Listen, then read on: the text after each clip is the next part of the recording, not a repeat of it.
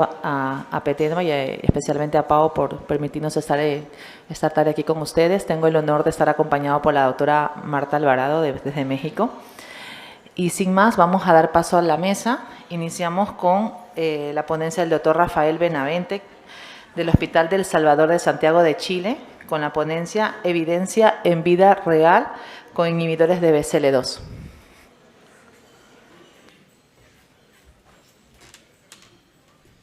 Hola, buenas tardes. Gracias por la presentación. Quiero aprovechar de agradecer a Petema por la invitación, por motivar la realización de este workshop en su segunda ocasión. Bueno, partimos entonces. Esta es un poquito la hoja de ruta de las cosas que les puedo contar en este tiempo un poco reducido y las cosas que desgraciadamente hay que dejar un poquito fuera por efectos del tiempo.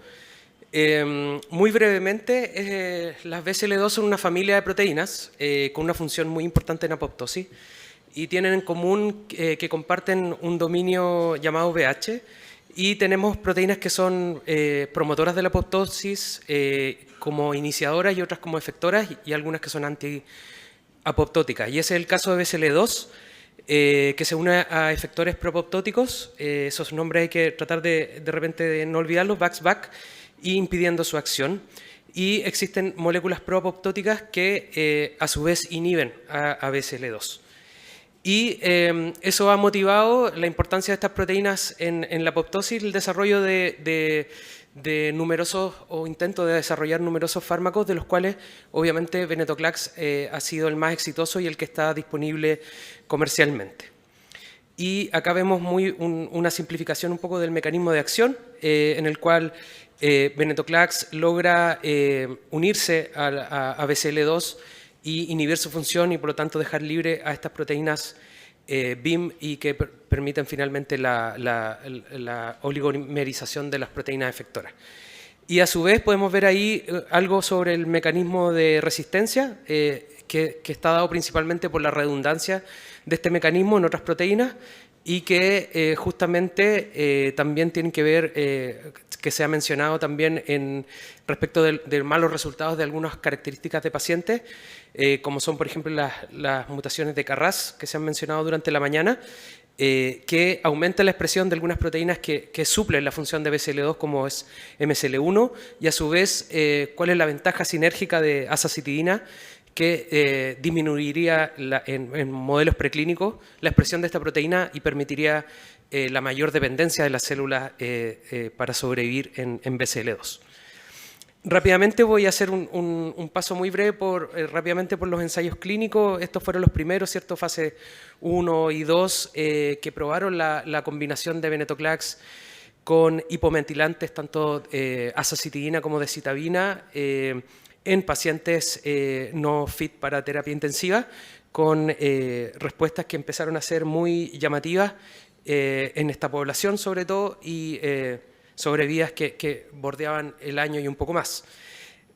Luego, además de los hipometilantes, ¿cierto? Aparece esta combinación con dosis bajas de citarabina, también con resultados promisorios, y es así con estos resultados de estos fase 2 ya más establecidos, es que un poco lo que mencionaba Pau, se logra la aprobación del fármaco, pero obviamente condicionado a la aparición de los estudios fase 3 necesarios para confirmar estos beneficios, y que llegan el 2020, perdón, acá están los labels de las aprobaciones, tanto EMA como FDA, que me llama la atención que EMA al parecer no aprobó con dosis bajas de citarabina, y llegan los ensayos fase 3, conocido por todo, el VIALE-A, que muestra esta mediana sobrevida global que todos los otros estudios han tratado un poco de alcanzar, de 14.7 meses en el grupo experimental versus 9.6 meses en el grupo que recibió placebo, en pacientes no fit para terapia intensiva. Y luego aparece este otro estudio de manera prácticamente simultánea que se hace el mismo intento, esta vez con dosis bajas de citarabina, el cual como medida o en el momento que se hace el análisis preestablecido resulta no cumple su primary endpoint, pero al extender 6 meses se logra el seguimiento se logra una diferencia significativa en la sobrevida. pero nunca llegando un poco a los resultados que había mostrado Vialea. Y otro estudio interesante que se logra tratar de también fase 2 de poder mejorar un poco los resultados, en este caso con decitabina, aumentando un poco los días de su administración, de 5 a 10 días por ciclo, logrando buenas tasas también de respuestas globales, con unas medianas de sobrevida global también bastante, digamos, esperanzadoras. Y esta es un poco la primera vez también que se empieza a poner en los protocolos la posibilidad de reducir las dosis de venetoclax en los ciclos subsecuentes para evitar la toxicidad un poco excesiva mielotóxica, que va a ser uno de los recurrentes problemas con esta terapia. Aquí está un poco resumido este tema de los ensayos fase 2 y 3. No mencioné el ensayo con cladivirina, que intensifica un poquito la terapia, y que siento que es menos frecuente verlo en nuestros pacientes que el resto de las combinaciones. Y luego de esto, la pregunta obviamente que empieza a suscitarse es si se puede agregar venetoclax a ensayos a quimioterapias intensivas en pacientes tanto añosos que lo pueden tolerar o pacientes más jóvenes. Acá muy brevemente un resumen de estudios fase 1B y 2, sobre todo la experiencia del Anderson, que un poco en resumen muestran muy buenas tasas de respuesta finalmente, a costa siempre de mayor toxicidad, sobre todo mielotóxicas, pero que no dejan de ser promisorias, pero que no hemos llegado todavía a ensayos de fase 3. En ese sentido, el mismo centro hace un análisis de esta metodología que se mencionó más temprano, este Propensity Score Match, es decir, se buscan pacientes controles similares a los testeados y se compara si la adición de venetoclax a las quimioterapias intensivas tiene un beneficio, y en ese sentido los autores en este estudio de pacientes del mismo centro digamos, concluyen que venetoclax mejora la respuesta, mejora las tasas de que los pacientes pueden llegar a trasplante y disminuye las muertes. Resultados que no han sido todavía reproducidos. Y esto solo para cerrar esta parte de los ensayos clínicos, lo que se viene o para dónde vamos un poquito en la población más joven es un poco desafiar en el sentido de el tradicional 3+7 versus el ven de citabina en este caso, en pacientes que no tienen indicación necesariamente por un buen fitness de esta terapia. Y este es un abstract de un estudio chino que se presentó en la última conferencia de ASH, donde se compararon head to head, digamos, las dos estrategias en pacientes jóvenes y con un modelo de no inferioridad, y que muestra que hay respuestas muy comparables, incluso algo mejores en venetoclax de citabina versus quimiointensiva en los pacientes con riesgo adverso, y sobrevidas muy similares, lo cual obviamente abre un poco esa puerta, pero falta todavía la comprobación en estudios más grandes fase 3. Y eso nos lleva siempre al tema de, una vez visto la evidencia o brevemente la evidencia de los ensayos clínicos, uno tiende a ver, ¿cierto?, un poco los resultados como esta foto ahí de Santiago después de la lluvia, todo muy clarito, muy despejado, desde el Cerro San Cristóbal, pero en realidad en el mundo real probablemente tenemos una visión un poquito más gris, un poco menos clara de los beneficios de estas nuevas terapias. Y en ese sentido quiero partir con este metaanálisis, cuyos autores varios están sentados hoy aquí con nosotros, sobre un metaanálisis de estudios ya publicados del llamado mundo real, ya sea estudios un poquito retrospectivos o más prospectivos, pero ya fuera de ensayos clínicos. Estos son, si bien la publicación es reciente, se mencionan hasta el 2023, fíjense que de todas maneras representados algunos países muy específicos en esta serie. Y lo que se empieza a ver un poco lo que se repite muchas veces en estas comparaciones en el mundo real, en el caso de azacitidina o más bien hipometilantes venetoclax, se ve que si bien generan buenas respuestas entre respuestas completas y respuestas completas con recuperación incompleta periférica muy similares en los ensayos clínicos, las medianas de sobrevida global son claramente menores. En el caso del mundo real, llegando a los 9.4 meses versus la mediana del metaanálisis de los ensayos clínicos publicados que alcanza a los 14 meses.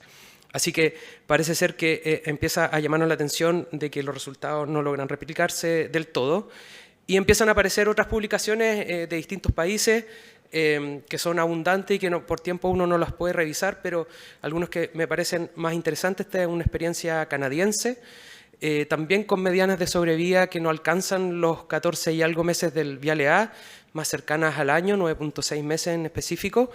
Y acá lo interesante es que empiezan a aparecer también, y que se han ido repitiendo tanto como desde los ensayos clínicos como en el mundo real, algunos predictores de respuesta, como por ejemplo, obviamente, mientras mejor la respuesta a la terapia, obviamente las sobrevidas mejoran. Los autores aquí habían encontrado una diferencia en los modelos univariados respecto de los periodos de tratamiento, si eran, entre el año 2020 y 2021, tenían peores resultados que los pacientes más recientes, pero ese efecto se diluye un poquito en el análisis multivariado. Lo que sí se mantiene son, que se ha mencionado durante el día también, lo poco predictivo de la clasificación ELN 2022, pero la utilidad de otros marcadores moleculares, en este caso FLT3-ITD, RAS, TP53 y otros, es para predecir ya una peor respuesta a esta terapia. Y de la evidencia publicada yo diría que este es como el estudio un poquito que más rescato, uno de los más grandes diría yo, que es la experiencia del NHS inglés, o del Reino Unido más bien, donde tenemos acá pacientes con diagnósticos recientes, no candidatos a terapia intensiva, 650 o por ahí pacientes, la mayoría tratados con azacitidina como compañero del venetoclax.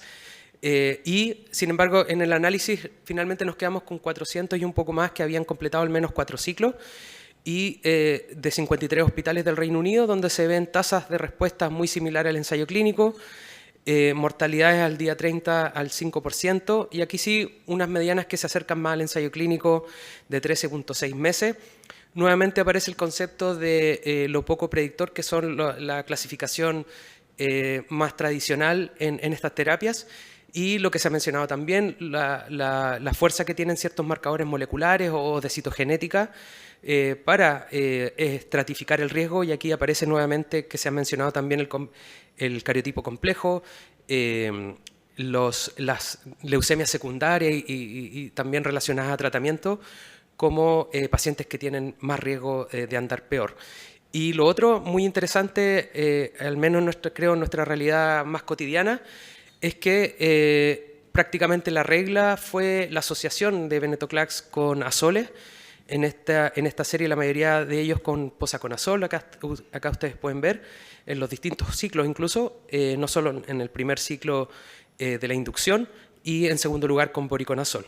Y como pueden ver también recuperaciones de neutrófilos, de plaquetas que van siendo de alguna manera un problema durante los próximos ciclos.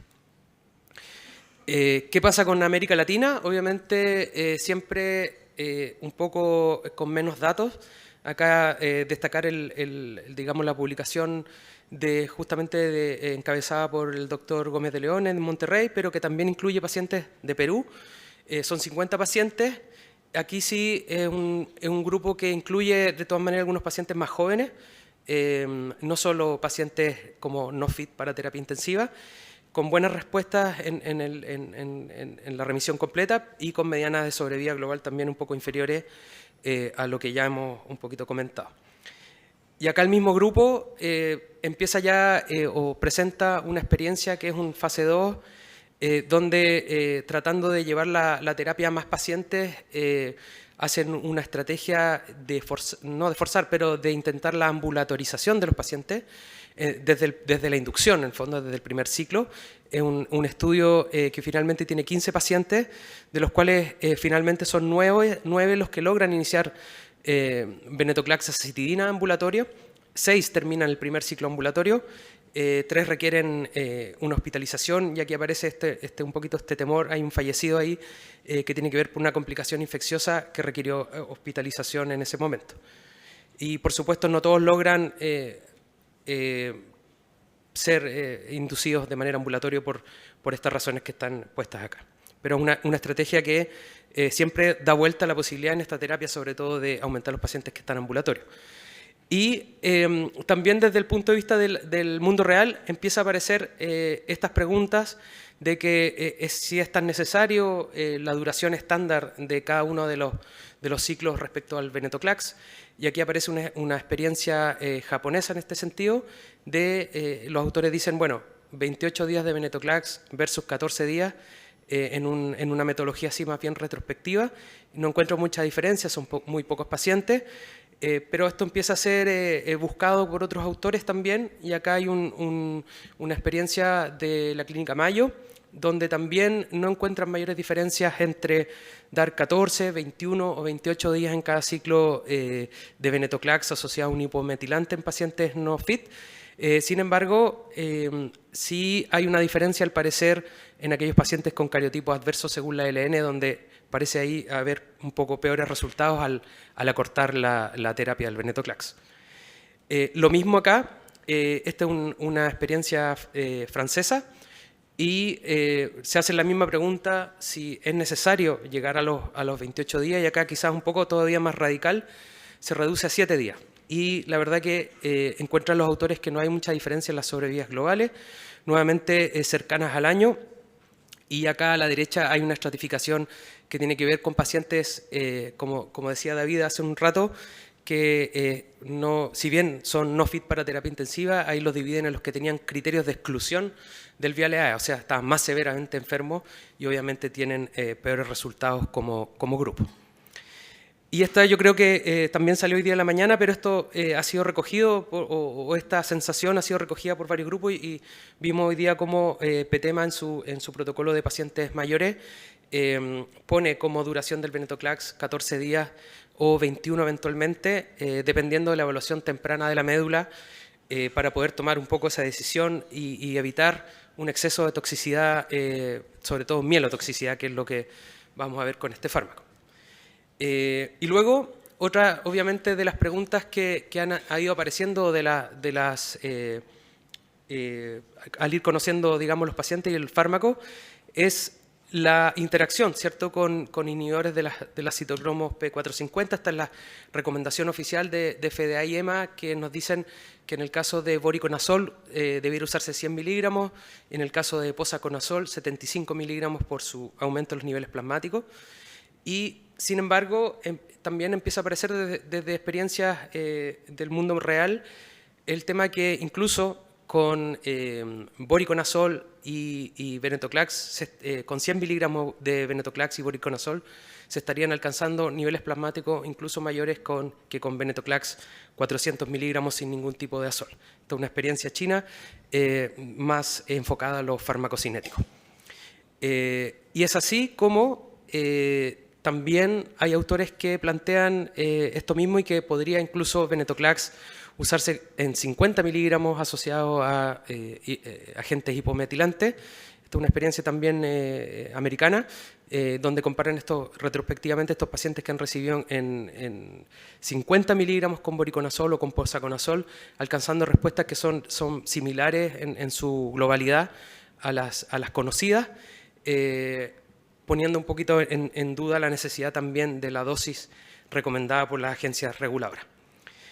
Y finalmente, yo les pedí a varios de los participantes hoy en día, unos días atrás, que si me podían ayudar comentando un poco de la disponibilidad del fármaco hoy en nuestros países. Acá están un poco los países los colegas que respondieron, y vemos que de alguna manera hoy día en algunos países está bastante resuelto el problema del acceso. Hay algunos todavía países que mencionan que hay un costo asociado de bolsillo, y otros que lamentablemente no está disponible todavía, no hay registro sanitario, como podría ser el caso de Venezuela, o en el caso de Ecuador, que no está financiado todavía. Pero vemos como Uruguay, por ejemplo, tiene bastante resuelto el problema a través de este organismo que también lo escuchamos en la mañana, el Fondo Nacional de Recursos. Y en el caso de Chile, no tenemos el financiamiento formal todavía para el seguro público. En el caso de los seguros privados es bastante heterogéneo, va a depender del plan de salud que tenga cada persona, seguros complementarios que puedan tener o no y cubrir fármacos de alto costo. Por lo tanto, no hay una información muy homogénea y lo que, como mencionaba Mónica también en la mañana, desde diciembre de este año vamos a empezar con una garantía de financiamiento a través de estas leyes que tenemos, conocidas como garantía explícita en salud, pero no está del todo claro digamos, la cantidad de venetoclax que va a ser cubierta. Así que quisiera terminar con un par de conclusiones quizás bien personales, pero respecto del aporte del mundo real o de lo que ha entregado un poco estas experiencias, es que tenemos claro que la adición de venetoclax a los esquemas no intensivos mejora la respuesta. Sin embargo, el impacto en la sobrevida es claramente menor que en los ensayos clínicos. En el mundo real hay una clara preferencia de azacitidina sobre las otras opciones publicadas como acompañante del venetoclax. En los ensayos clínicos, en los metaanálisis, azacitidina y decitabina parecen equivalentes, sin embargo, en el mundo real no tenemos información de eso. Existe un retraso muy frecuente en los ciclos subsecuentes por mielotoxicidad, principalmente por la demora en las recuperaciones hematológicas, y las estrategias de suspensión precoz del venetoclax no parecen comprometer la eficacia excepto en el alto riesgo. La asociación con azol es prácticamente la regla, que lo mencionamos, pero podríamos estar en una situación de que necesitamos menores dosis y el acceso todavía es heterogéneo. Así que con eso me quiero despedir. Yo sé que muchos están con muy poco tiempo, pero si tienen un minuto les recomiendo visitar acá dos museos, el de arte precolombino y el de memoria y derechos humanos. Se los recomiendo durante su estancia en Santiago. Muchas gracias.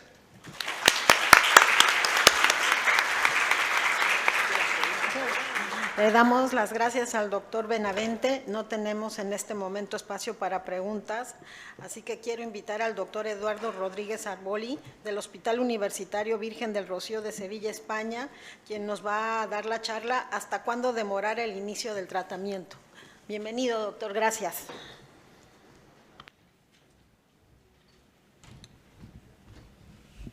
Buenas tardes. Muchas gracias a PTEMA, a la Sociedad Chilena, por la organización y la invitación. Un placer estar aquí en Santiago, ya con un poquito de jet lag.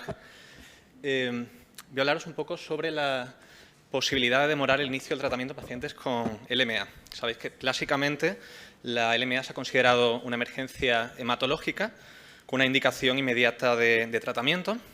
Esto es verdad que hasta hace no tanto tiempo pues no era algo problemático, pero con la ampliación del arsenal terapéutico, afortunadamente estamos viendo en los últimos tiempos, esta urgencia por iniciar el tratamiento pues puede entrar en conflicto con el tiempo que vamos a necesitar para obtener un perfil biológico mínimo de la enfermedad que nos permita optimizar el tratamiento de primera línea. Por tanto, el problema que se nos plantea es si el inicio demorado del tratamiento pues podría tener un impacto deleterio en resultados clínicos, a expensas fundamentalmente de un incremento de la mortalidad precoz, pero quizás también en relación a un impacto en tasa de respuesta, incluso a resultados a más largo plazo. Y esta cuestión pues, no ha hecho más que cobrar máxima relevancia en los últimos años. Traigo aquí un listado con algunos escenarios con implicaciones directas sobre decisiones clínicas que van a depender de nuestra capacidad para demorar el inicio del tratamiento. Por ejemplo, en algunos pacientes con mieloblásticas de novo, sabemos que se pueden beneficiar de la inducción con CPX-351, la formulación liposomal versus la inducción convencional con 3.7, cuando tengamos alteraciones citogenéticas relacionadas con mielodisplasia, una información que no vamos a tener disponible de forma inmediata. Paciente unfit, evidentemente, la indicación de ivosidenib va a depender de la disponibilidad del estatus mutacional de DH1. También el paciente unfit, la decisión de desintensificar el tratamiento, hipometilantes de monoterapia, pues puede venir determinada por la presencia de mutaciones en P53. O al contrario, en algunos pacientes mayores, borderline, la presencia de determinados perfiles biológicos, por ejemplo, rodamientos con binding factors, pueden hacer que nos inclinemos por una aproximación intensiva al tratamiento que no nos plantearíamos en ese mismo paciente con otro perfil biológico. Y de forma pues, más general, ensayos clínicos en los que evaluamos terapias dirigidas, restringidas a un determinado subgrupo molecular, pues nos van a exigir esperar a veces a tener los resultados de este perfil molecular antes de incluir a los pacientes. Y es esperable que en los próximos años este listado pues, vaya alargándose con la incorporación de nuevos fármacos y también con el refinamiento de las indicaciones, ¿no? de los fármacos que tenemos en función del perfil biológico de la enfermedad.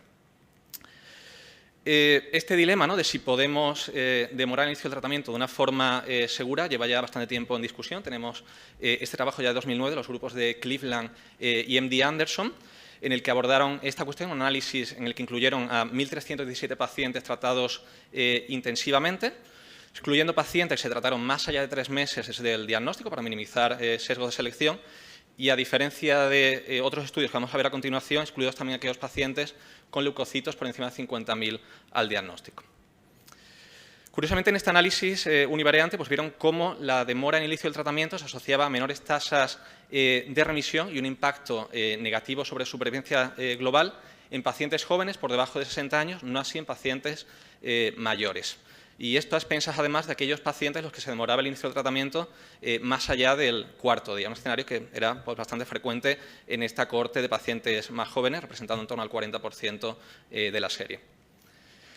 Esta interacción entre la edad y el tiempo de tratamiento pues, se confirmó también en modelos multivariantes, los que vemos cómo el tiempo de tratamiento pues, mantiene una asociación independiente en pacientes más jóvenes, menores de 60 años, no así en los pacientes mayores. ¿Cuál es el sustrato clínico biológico de esta interacción? Pues no está claro. Quizás los peores resultados globales, ¿no?, en los pacientes mayores pues, puedan difuminar, ¿no?, este impacto negativo de la demora en el inicio del tratamiento, pero realmente es algo que no sabemos.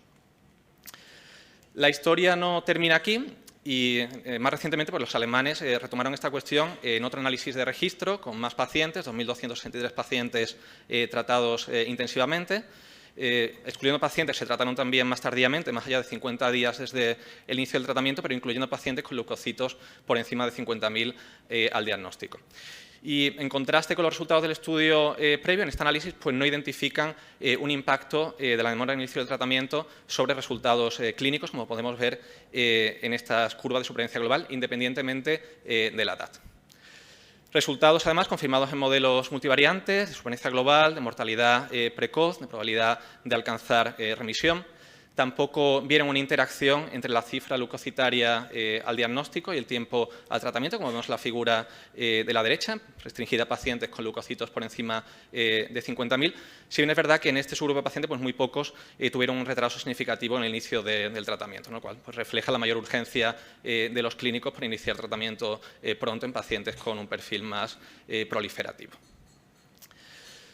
Bueno, para complicar más las cosas, inmediatamente después de los alemanes, pues vinieron los suecos con los datos de su registro. 2.374 pacientes tratados intensivamente. Aquí no ven impacto en mortalidad precoz, pero sí ven en análisis univariante una clara asociación entre la demora en el inicio del tratamiento y los resultados de supervivencia global.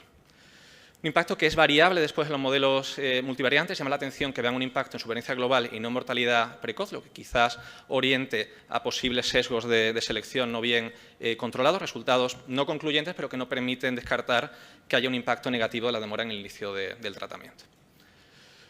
Llegados a este punto, pues cabe preguntarse qué está pasando, ¿no? Cómo explicamos esta heterogeneidad de resultados en los diferentes estudios. Podríamos especular que quizás diferencias en las características de las cohortes, en su composición, pero también en el manejo clínico, pues puedan explicar parcialmente estos resultados contradictorios. Yo creo que también probablemente pues, tenga un peso la dificultad metodológica para aislar el impacto independiente de esta demora al inicio del tratamiento de los inevitables sesgos de selección. Está claro que multitud de factores pues, van a influir en la decisión del clínico para iniciar tratamiento con más o menos urgencia. En estudios retrospectivos de registro pues, va a ser difícil controlar por todos esos factores de confusión, algunos muy evidentes, pero otros que van a ser más difícilmente capturados en la base de datos. Y a esto además hay que añadir una importante limitación de todos estos estudios previos, es que quedan restringidos a pacientes que llegan a iniciar tratamiento quimioterápico. Es decir, no consideran pacientes que fallecen antes del inicio del tratamiento, por tanto no sabemos en qué medida la demora de inicio del tratamiento pues, puede hacer que empeore la situación clínica de algunos pacientes hasta el punto de que no lleguen a tratarse. En este contexto, pues, de PETEMA nos planteamos un nuevo estudio de registro, con idea de aportar un poco más de luz a esta cuestión, esperemos que no más confusión. Un estudio en el que han participado pues, algunos de los grupos también cooperativos presentes hoy aquí, incluyendo pacientes adultos con diagnóstico mieloblástica aguda, que iniciaron tratamiento en los primeros 50 días del diagnóstico, al igual que en el estudio alemán, y con un factor diferencial que creo que es importante, que es la disponibilidad de datos de pacientes que fallecieron antes del inicio del tratamiento, que todavía pues, no tenemos analizados estos últimos datos. Así pues hemos podido recoger la serie hasta el momento pues, más larga abordando esta cuestión, 7.353 pacientes tratados intensivamente. lo cual nos va a permitir pues, un análisis pues, más granulares, vamos a poder controlar pues, más factores de confusión que en estudios previos. La gran mayoría de estos pacientes fueron tratados en los primeros 5 días de tratamiento, 75%, 15% entre los días 6 y 10, 5% entre los días 11 y 15, 5% más allá del día 15. Esta tabla es interesante, que se reflejan muy bien los sesgos de selección que mencionaba antes. Vemos como los pacientes en los que demoramos el inicio del tratamiento pues van a tender a ser pacientes mayores, pacientes con una mayor proporción de leucemias secundarias, menor cifra leucocitaria al diagnóstico, menor porcentaje de pacientes con leucocitos por encima de 50.000, con hiperleucocitosis por encima de 100.000, menor porcentaje de blastos circulantes, una menor prevalencia de mutaciones en nucleofosmina o FLT3 y TD. Por tanto, podemos ir dibujando un poco el retrato robot, ¿no?, del perfil del paciente en el que los clínicos pues, nos sentimos más cómodos demorando el inicio del tratamiento, ¿no? En pacientes más jóvenes, con leucemias de novo, con un perfil más proliferativo, podemos iniciar el tratamiento con mayor urgencia. Esto no es sorprendente, pero es verdad que se refleja muy bien en nuestros datos, cosa que no ocurre en otras cohortes, ¿no?, que han publicado esta cuestión. El análisis crudo, estratificado por edad, lo que vemos en los pacientes menores de 60 años es que en aquellos pacientes en los que iniciamos el tratamiento con mayor rapidez, en los primeros 5 días vamos a tener unos mejores resultados de supervivencia global. Algo peores en aquellos pacientes en los que iniciamos el tratamiento entre los días 6 y 10 y peores resultados en los pacientes en los que iniciamos el tratamiento más tardíamente. Por el contrario, en pacientes a partir de los 60 años, lo que vemos es quizás una tendencia a unos peores resultados tempranos, precisamente en los pacientes en los que iniciamos antes el tratamiento, aunque finalmente pues, las curvas, como ven, pues, se superponen. ¿Qué ocurre con la mortalidad precoz? Pues en los pacientes menores de 60 años no vemos diferencias, lo cual puede sugerirnos que las diferencias en supervivencia global que vemos antes pues, no sean atribuibles al impacto per se de la demora en inicio del tratamiento, sino a factores de confusión, a sesgos de selección. Pacientes a partir de 60 años sí vemos un incremento en la mortalidad precoz en aquellos pacientes que se tratan más precozmente, ¿no?, lo cual quizás es consistente con una mayor urgencia en el tratamiento del paciente más sintomático, en un perfil más proliferativo, que al final pues, tenga un impacto en mortalidad precoz en el paciente mayor. En cualquier caso, pues, resultados poco valorables, ¿no?, dado el altísimo riesgo de confusión por los sesgos de selección que hemos visto antes. De hecho, si nos vamos a los modelos multivariantes, modelos en los que hemos podido controlar por un buen número de factores clínicos, analíticos, biológicos, vemos que la demora en inicio del tratamiento no se asocia a un impacto en supervivencia global, tampoco en mortalidad temprana, 60 días, tampoco en la probabilidad de alcanzar una remisión, que una tendencia a una menor tasa de remisiones en aquellos pacientes con un inicio más tardío del tratamiento. Por lo tanto, serían datos que a priori pues, vienen a corroborar los del estudio del grupo alemán.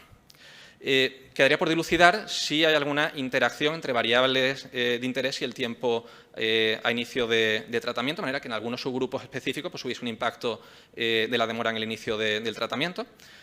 Y, de hecho, cuando incluimos términos de interacción en estos modelos multivariantes, considerando la edad y la cifra leucocitaria al diagnóstico, tanto como variables continuas como categóricas, vemos que no hay interacción significativa, es decir, no hay un impacto diferencial en función de la edad o de la cifra leucocitaria al diagnóstico.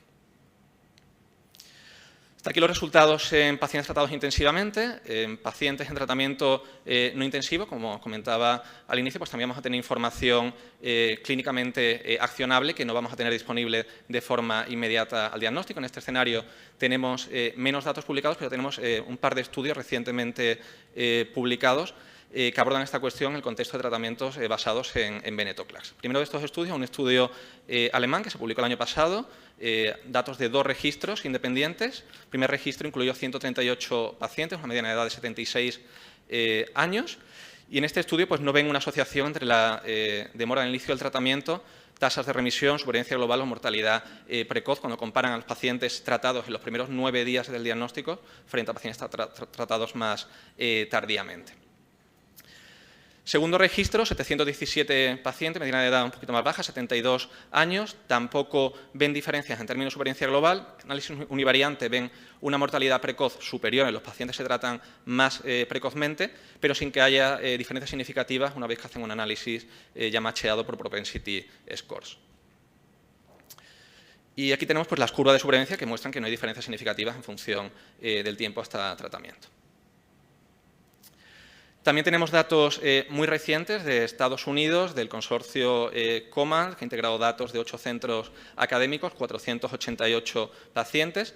Y aquí lo que ven en el modelo multivariante es que, curiosamente, la demora del tratamiento a partir de los 14 días asocia a una menor mortalidad precoz a 60 días y mejores resultados en supervivencia global. La discusión, pues estos autores especulan con que quizás citorreducción adecuada, el tratamiento de soporte, control de infecciones, etcétera, pues permita que los resultados en estos pacientes que inician el tratamiento más tardíamente sean más favorables. Que tampoco es descartable que haya pues, sesgos de selección pues, no bien controlados en este análisis.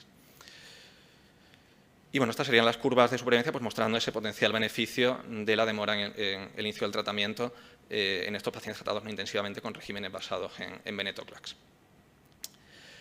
De nuevo, pues en paralelo al estudio en pacientes intensivos, pues hemos llevado a cabo un estudio similar en pacientes tratados con regímenes no intensivos, no restringidos a pacientes tratados con venetoclax.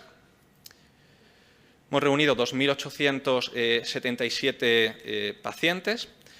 44% tratados con hipometilantes en monoterapia, un 22% con fluga, un 15% con regímenes basados en venetoclax. Como factor diferencial frente a los pacientes tratados intensivamente, aquí vamos a tener un porcentaje pues, mucho más bajo de pacientes tratados los primeros 5 días desde el diagnóstico, en torno al 40%, tenemos hasta un 25% de pacientes en los que tardamos hasta 2 semanas en iniciar el tratamiento.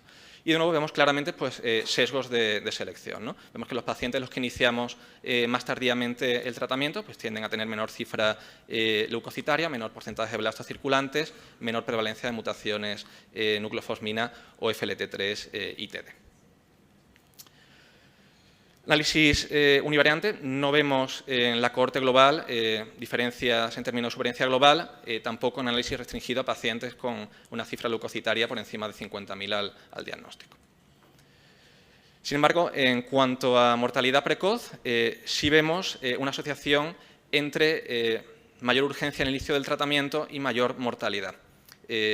En análisis global, no tan claramente en análisis de aquellos pacientes con cifra leucocitaria por encima de 50.000, aunque con una serie, con una N ya más corta. Y de nuevo, cuando nos vamos a los modelos multivariantes, pues no vemos realmente un impacto independiente del tiempo hasta inicio de tratamiento, ni en mortalidad temprana, 60 días, ni en supervivencia global. Tampoco vemos pues, una interacción entre la edad, la cifra leucocitaria al diagnóstico y el tiempo hasta inicio de tratamiento.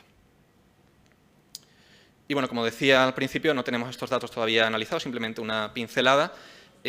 Cuanto a los pacientes que no llegan a iniciar tratamiento en nuestras cohortes, hemos identificado la cohorte no intensiva 409 pacientes, un 12% de la serie, la cohorte intensiva 382 pacientes, un 5% de la cohorte. No sabemos en qué medida la demora en el inicio del tratamiento pues, podría haber contribuido a algunas de estas muertes sin terapia y bueno, es algo que estamos explorando todavía. Y bueno, en definitiva, como conclusiones, nuestros datos pues, nos indican que multitud de factores clínicos relacionados con el perfil de la enfermedad pues, van a influir en la decisión del clínico de demorar el inicio del tratamiento. En análisis multivariante, un tiempo hasta tratamiento más largo no se asoció a un impacto negativo en términos de mortalidad precoz o tampoco en resultados a largo plazo en pacientes tratados con terapias tanto intensivas como no intensivas. Tampoco identificamos una interacción entre la edad o la cifra leucocitaria al diagnóstico y el tiempo hasta tratamiento. Por tanto, en pacientes clínicamente estables, pues poner inicio del tratamiento para completar el estudio diagnóstico y personalizar la terapia pues puede ser razonable y seguro sin, en principio, comprometer resultados clínicos.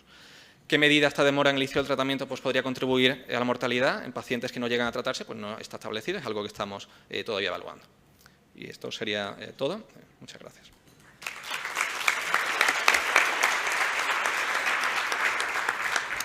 Agradecemos al doctor Eduardo Rodríguez por su excelente ponencia. Le invitamos a la mesa, por favor, doctor.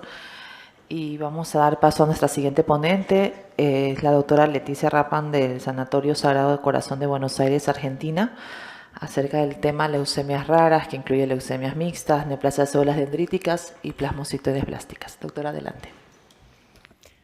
Bueno, ¿qué tal? Gracias por la invitación. Gracias al PETEMA y a Chile por recibirnos. Voy a hablar de leucemias raras, un tema que a mí me gusta. Son bastantes cosas que quiero compartirles, bastante ambicioso en 20 minutos, lo voy a intentar. Esta es la agenda, voy a hacer una breve introducción porque justamente son enfermedades raras, así que vamos a hablar un poquito de esto. Bueno, ¿qué tienen en común la neoplasia de células dendríticas plasmocitoides blásticas y las leucemias de fenotipo mixto, que en realidad en la clasificación actual, si bien son las más frecuentes, forman parte de las leucemias agudas de linaje ambiguo? Que son raras, son poco frecuentes, la verdad que es muy baja la frecuencia, son muy heterogéneas, son difíciles de diagnosticar, eso hace que a veces a lo largo de la historia las dendríticas quizás hayan sido sobrediagnosticadas y las ambiguas, al revés, perdón, las dendríticas infradiagnosticadas y las ambiguas sobrediagnosticadas. Hay pocos datos, hay mayormente estudios retrospectivos, quizás ahora en dendríticas hay mucho más de datos de ensayos clínicos, tenemos más datos, pero son enfermedades raras que conocemos poco y que son bastante agresivas. Y lo que más llamativo, lo que las hace unas infiltradas, que hoy por hoy en la clasificación de la OMS y la ICC no son leucemias mieloide agudas, son entidades propias, ¿sí? Esto es lo que les decía, hoy por hoy la neoplasia de células dendríticas forma parte de las neoplasias de células dendríticas histiocíticas y las de linaje ambiguo tienen su clasificación aparte y son dos grupos definidas genéticamente, que ya vamos a ver, o definidas por inmunofenotipo. Muy bien, ahora, para hablar un poco de neoplasia de células dendríticas plasmocitoides, esta es una enfermedad que ha sido yendo por diferentes clasificaciones con 1000 nombres distintos. Al principio era un linfoma, parecía un linfoma cutáneo, porque se caracteriza mucho por tener lesiones en piel, el 90%, 80% de los pacientes tienen lesiones en piel. Entonces pasó a ser un linfoma cutáneo, una neoplasia hematodérmica, una histiocytosis maligna, linfoma NK de células blásticas, leucemia de células blásticas, de todo se llamó, pasó por todas las clasificaciones, hasta que en el 99 Lucio y colaboradores descubren que tenían alta marcación, expresión antigénica de C123 y dicen, bueno, estos son células dendríticas. Y el doctor Chaperot y la doctora Francine Ganoyotó al principio del 2000 dicen, estas células dendríticas además son inmaduras y ahí surge el nombre de que esto es una leucemia de células dendríticas, que no es una proliferación clonal de células maduras. Y es así que en el 2008 la WHO, la OMS, la incluye dentro de las leucemias mieloide agudas para después en el 2016 ponerla aparte como una entidad porque tiene características propias que la hacen única. Entonces eso es lo que hace que hoy sea una entidad aparte. Pero fíjense cómo ha ido variando esto a lo largo del tiempo. Muy bien. Para hablar del tratamiento, que es lo que nos compete en esta charla, así que voy a intentar hablar un poco más de eso, la realidad es que voy a empezar del menos a más. Como cualquier paciente, el tratamiento, uno cuando tiene un paciente tiene que decir si va a ser un tratamiento intensivo o un tratamiento no intensivo o si hay alguna terapia target. Lo clásico, imagínense que si les digo que se clasificó de cualquier manera, de muchas maneras, es que el tratamiento que históricamente haya recibido esta enfermedad sea de linfoma, de leucemia mieloide o linfoide aguda y también pacientes han recibido auto y alotrasplante. En el caso de los no intensivos, hay muchas drogas que se pueden usar. Ahora voy a hacer hincapié un poquito en los inhibidores de proteasoma y los hipometilantes. Y la radioterapia que simplemente tiene finalidad paliativa, si no es un tratamiento curativo. La verdad que lo clásico y lo recomendado hasta hoy, que después vamos a ver un poco más qué es lo nuevo, es que el mejor esquema para esta entidad es el de leucemia linfoblástica aguda, ahora vamos a ver por qué, y el alotrasplante. Ese es el esquema clásico, por lo menos hasta el 2018. Con tasas de respuesta completas aproximadas entre el 40 y 55% y unas sobrevidas globales medianas, la verdad que no son muy lindas, de 8 a 16 meses de manera clásica.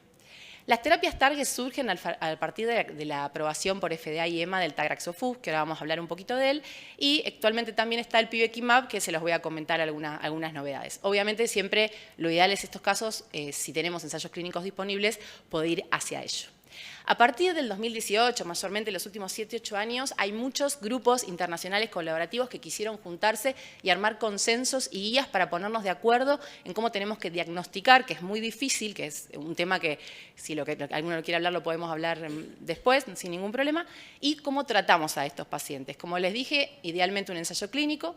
Para el paciente FIT hay dos opciones hoy por hoy. La ideal a nivel quimioterapia es la quimioterapia de tipo LLA, con profilaxis del sistema nervioso central, porque son enfermedades que además tienen mucha incidencia de mucha prevalencia de compromiso del sistema nervioso central, o el tagraxofusp. Y en los pacientes no candidatos, el TAG también es una opción con ciertas peculiaridades que ya voy a mencionar, y se suma, que esto es bastante también nuevo, el venetoclax a combinaciones con hipometilantes o con esquemas de quimio un poco menos intenso, teniendo lugar también el esquema de tipo linfoma no Hodgkin. En pacientes candidatos que logran la respuesta completa, el alotrasplante siempre fue la mejor opción, la que da mayores respuestas y sobrevidas globales, aunque no se descarta tampoco la opción del autotrasplante. Esto es más o menos de las primeras estudios, cuando ni siquiera tenía nombre propio esta entidad, cuando se pensaba que era un linfoma, ya había algo ahí que decía que las terapias de tipo linfoma no servían, no eran suficientes, que esta enfermedad era muy agresiva, y Reimer en el 2003 nos dice, este linfoma le va mejor con terapia de leucemia aguda y le va mejor trasplantando a los pacientes con un trasplante halogénico, ¿sí? Como que había mucha diferencia en los resultados. Después, más adelante, pudimos diferenciar que obviamente los pacientes que lograban respuesta completa, obviamente los pacientes que hacían tratamiento intensivo, en este caso, remarcando un poco la heterogeneidad que hay en estos pacientes, en este caso Pagano lo que describe es que eran esquemas intensivos de tipo linfoide hasta linfoma, de tipo linfoma, los que le iban mejor a los pacientes. Y siempre con la consolidación con el alotrasplante como primera opción. La doctora Garnoyotó nos cuenta un poco que en esta publicación retrospectiva, son todos estudios retrospectivos, que, como les dije, remarca que las sobrevidas libres de evento son mejores en pacientes que hacen esquemas de leucemias agudas y que van a trasplante en primera respuesta completa. Empezaron a estudiar esto los equipos que hacen trasplante y demostraron que la sobrevida global a 5 años de los pacientes que se trasplantan en primera respuesta completa era del 51.2% y lo que pudieron identificar que los predictores de mejor sobrevida global eran la edad, por supuesto, menor a 60 años y trasplantar al paciente en RC1. Y los predictores de mejor sobrevida libre de enfermedad, lo mismo, la primera respuesta completa y hacer, además de una quimioterapia intensiva, un acondicionamiento intensivo con, digamos, esquemas mieloablativos y TBI. Vamos a, después de ese rápido resumen por la quimioterapia estándar, que sigue teniendo hoy un papel muy claro, vamos a hablar del tagraxofus. El TAG es la primera droga aprobada específica target para esta entidad, fue aprobada por la FDA en 2018 para pacientes en primera línea y recaídos refractarios y por EMA en 2021 para pacientes de reciente diagnóstico. Esta droga es una interleuquina 3 porque justamente el CD123 es la unidad alfa, es el receptor de la unidad alfa de la interleuquina 3 y esta interleuquina 3 está asociada, conjugada con una toxina difterica trunca que lo que hace es internalizarse en la célula, entra y altera la síntesis proteica y genera la muerte celular, ¿sí? Con sus efectos adversos que ahora vamos a ver. La aprobación surge a partir de este estudio publicado por el doctor Pemarayu, que es un estudio fase 1-2 con 47 pacientes que evalúa el tagraxofus en primera línea y en recaídos y refractarios, con respuestas completas del 72% en primera línea, donde el 45% de los pacientes pudieron llegar a trasplante, con una gran diferencia en la sobrevida global en este grupo de pacientes.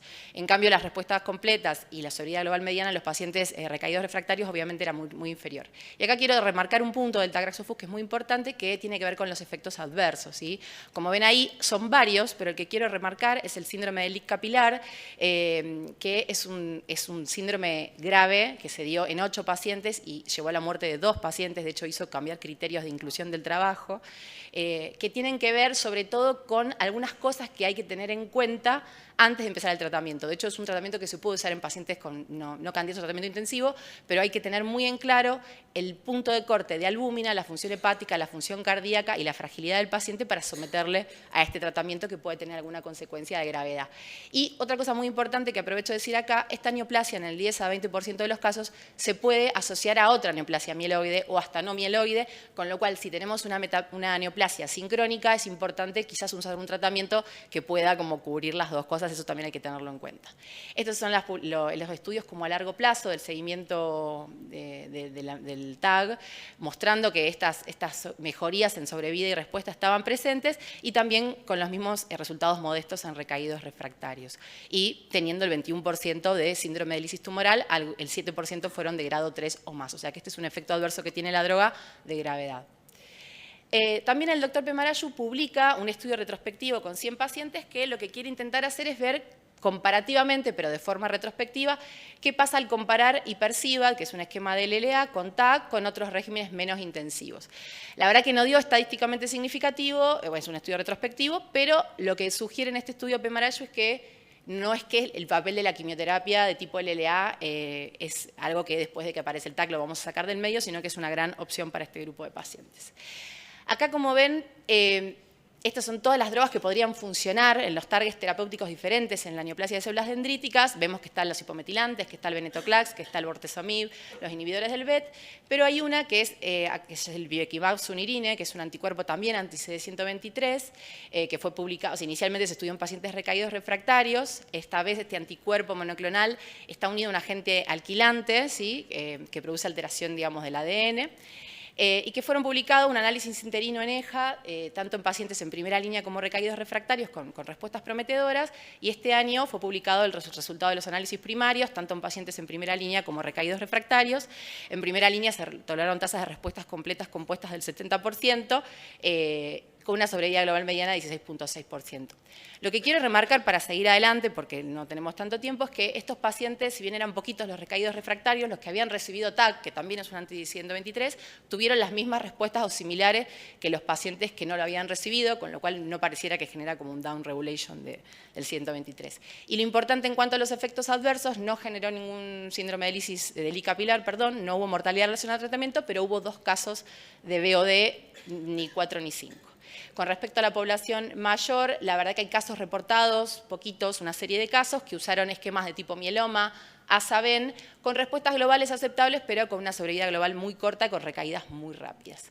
La verdad que hay muchos estudios ongoing de esto, en base a la combinación en tripletes del TAG, en base a los anti-CD123, sobre todo CAR-NK, CAR-T y tipo BITE también, y el venetoclax, como dije, usada en tripletes con quimio o con hipometilantes. También hay un ensayo clínico que está solamente con quimioterapia ongoing. Muy bien, estos son los grupos colaborativos que hay actualmente, la verdad que últimamente hay muchos más, y nosotros desde Argentina, si bien no tengo mucho tiempo, quería mostrarles que estamos haciendo un registro con 30 pacientes al momento, no tengo mucho tiempo para mostrarles los datos, pero estos son nuestros resultados, digamos, usamos mayormente esquema de tipos LLA en los pacientes que pueden recibir esquemas intensivos, logrando tasas de respuestas completas compuestas del 63%, de los 16 pacientes que hicieron tratamiento intensivo, 11 fueron a trasplante, y de los 19 pacientes que lograron la respuesta completa, 42% recayeron. Hoy de los 30 pacientes, 20 están muertos y 15 fue por enfermedad. Estas son las curvas de sobrevida global con una mediana de 10.3 y vimos que había una tendencia a mejorar la sobrevida global con el uso de terapia intratecal, con el uso de esquemas tipo LLA y el alotrasplante, y la edad fue empeorando la sobrevida global. Con respecto a mi último tema, el segundo tema, que es el leucemias de linaje ambiguo, esa imagen me parece que lo representa muy bien. Lo que podemos decir que son enfermedades de pronóstico adverso, un grupo de enfermedades heterogéneas adversas con alteraciones citogenéticas que se caracterizan por tener mal pronóstico y que en general son resistentes al tratamiento. Las definiciones, lo mismo, no las vamos a decir porque si no, no voy a tener el tiempo suficiente. Si alguien quiere, la podemos charlar después.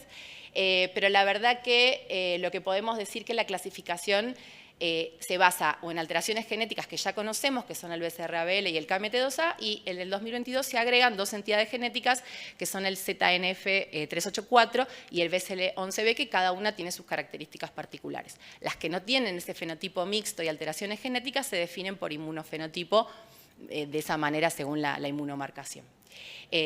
Hay criterios antigénicos que parecen bastante claros en las clasificaciones de la OMS y la ICC, que uno de los le dice, bueno, me puedo dar cuenta. La verdad es que es re difícil, que cuando te toca tenerlo, al paciente te genera mucha duda, pero bueno, están escritos estos criterios diagnósticos. Y con respecto al tratamiento, que es el tema que nos compete, la verdad que este es el esquema clásico, que esta publicación del Dr. Wallach del 2020 es un esquema terapéutico clásico, que es el mismo que él publicó en el 2015 sin mucho cambio, que nos dice que estos pacientes se benefician con esquemas de tipo linfoide. Obviamente los que son Phi positivos del agregado de ITK logran respuesta completa, tienen que consolidar con un alotrasplante los candidatos a tratamiento intensivo, y cuando el paciente tiene enfermedad refractaria o recaída, uno tiene que reevaluar el inmunofenotipo porque pueden cambiar, puede pensar en un rescate alternativo y obviamente en los pacientes Phi, como en la LLA Phi positiva, pensar en mutaciones y en el cambio de ITK. Los estudios que tenemos hasta ahora son retrospectivos, ¿sí? No, esta información de que es mejor la LLA es evidencia de calidad baja porque son estudios retrospectivos, ¿sí? Perdón, me fui para atrás.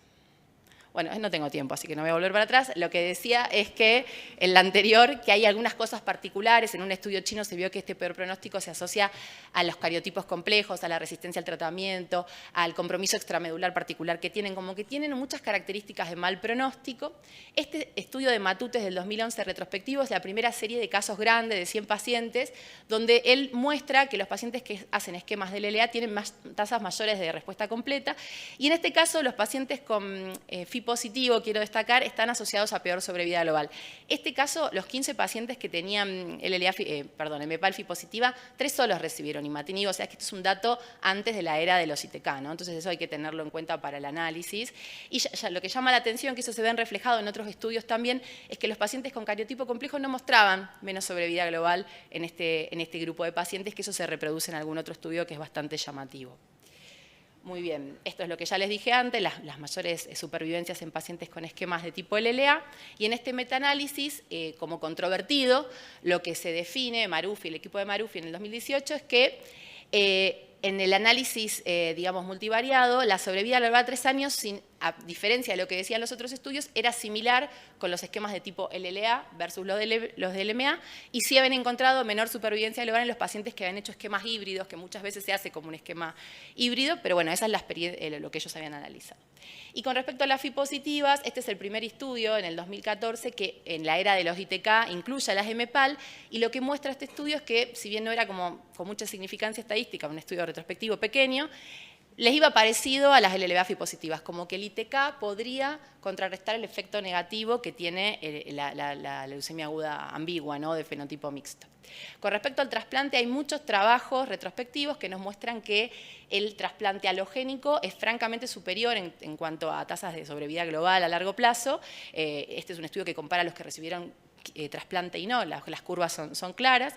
Y el MMT publica en el 2017 algunas variables que entienden que están asociadas a mayor sobrevida global, que son la edad, y este dato me parece importante, el año histórico de cuándo trasplantaron al paciente entre las cohortes que hicieron entre el 2000 y el 2014. Y las variables asociadas a sobrevida libre de enfermedad eran el acondicionamiento mieloablativo, o sea, la intensidad del acondicionamiento del trasplante. Eso favorecía la sobrevida libre de enfermedad. Este estudio, que el otro día me mostraba el doctor Pau Montesinos, habla un poco también de la heterogeneidad de las MPAL y esto de que están sobrediagnosticadas. De hecho, lo que nos dice este estudio de la doctora Galera es que 1 de cada 3 MPAL son MPAL reales, digamos, hay mucho sobrediagnóstico, y lo que intenta analizar este estudio es define 2 entidades diferentes clínicamente de pronóstico y en cuanto a la biología, que son la MPAL real, le podríamos decir, o la MPAL, o sea, la leucemia de fenotipo mixto, que es tipo LMA, que se dan pacientes que tienen antecedentes de exposición a terapia citotóxica o con cambios relacionados a miodisplasia con antecedentes de mielodisplasia. Y lo que pueden ver ahí que las sobrevidas globales son superiores en los pacientes con MPAL pura, digamos, las de buena fe sería, y les va peor a los pacientes con esta MPAL de tipo mieloide, y de hecho la expresión antigénica es diferente. Si ven abajo están los esquemas de tratamiento donde las curvas, si bien digamos, las curvas no hay tantas diferencias, pero se invierte. A los pacientes estos de MPAL pura les va mejor con esquemas del LDA como veíamos, y los pacientes que tienen esta leucemia de fenotipo mixto tipo LMA les va mejor con terapia mieloide. Y abajo, algo que hablaban del shift antigénico, que es algo que hablaban hace un ratito, fíjense que las que más hacen variación son las MPAL reales o puras, sería, y los pacientes que tienen este fenotipo mixto asociado a LMA, en general no hacen esa expresión antigénica linfocitaria con el momento, con el tiempo, con la resistencia al tratamiento o con la selección clonal. Entonces y de hecho hay muchísima heterogeneidad arriba, como pueden ver, en los esquemas de tratamiento, y ni hablar la heterogeneidad biológica. Entonces lo que proponen es un esquema, un algoritmo basado en genética que proponen investigar. Y para terminar, ay, no me pasa. Ahí está.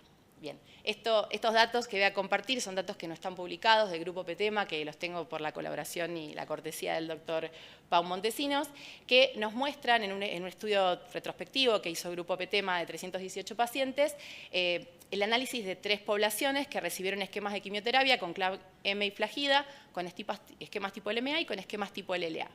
Y como ven las curvas, las sobrevidas a largo plazo son superiores con esquemas tipo CLAV-M y flagida y con esquemas tipo LMA, que esto es distinto a lo que venimos escuchando en los últimos tiempos. Y con el trasplante pasa algo similar, las curvas mejores se ven con la consolidación con alotrasplante, pero pareciera que el autotrasplante también podría tener un rol. Acá cuando se analizó, digamos, estas mismas variables con respecto a los pacientes que iban a trasplante, que se consolidaban entrar con trasplante en primera respuesta completa según el régimen, la verdad que mayor beneficio lo presentó el régimen de tipo LMA, pero el autotrasplante, claramente hay algunos pacientes que podrían tener algún beneficio. A raíz de esto se plantea, o se va a plantear desde el PETEMA, o el doctor me podrá corregir obviamente de lo que estoy diciendo, es cambiar este paradigma de tratamiento en base a estudios retrospectivos que hubo hasta el momento y plantear en primera línea o hacer un esquema de tipo flagida, más o menos inhibidores de tirosinquinasa, bueno, con más peculiaridades que ahora no, por cuestiones de tiempo no voy a definir, pero remarcando que las consolidaciones serían con esquemas de tipo LMA, más menos imatinib, y que si bien la mayoría de los pacientes se beneficiarían de consolidar el tratamiento con alotrasplante, en ciertos pacientes y en ciertas circunstancias uno podría consolidar con quimioterapia y con un trasplante autólogo, con una decisión obviamente basada en un montón de circunstancias que en este momento no estoy en condiciones yo de reproducir obviamente. Así que, para terminar, es tan heterogéneo esto que hay un montón de potenciales tratamientos porque biológicamente y antigénicamente es muy diferente la enfermedad, así que puedo concluir que son entidades estas ambas muy complejas, que son poco frecuentes, que se superponen, que es muy difícil diagnosticarlas y que en general el tratamiento intensivo y el alotrasplante clásicamente siempre fue la respuesta, aunque ahora parece que puede haber alguna otra alternativa. Es muy importante conocer la fisiopatogenia, los marcadores antigénicos, el perfil biológico para poder entender qué estamos haciendo y obviamente que la mejor manera de hacer esto es trabajar de forma colaborativa, unificando criterios diagnósticos y conductas terapéuticas que nos permitan generar evidencia de calidad. Y me despido con una imagen de Salvador Dalí, que es el representante del surrealismo y de la ambigüedad, así que si quieren o tienen alguna duda que no llegue a responder, amablemente las puedo responder después. Muchas gracias.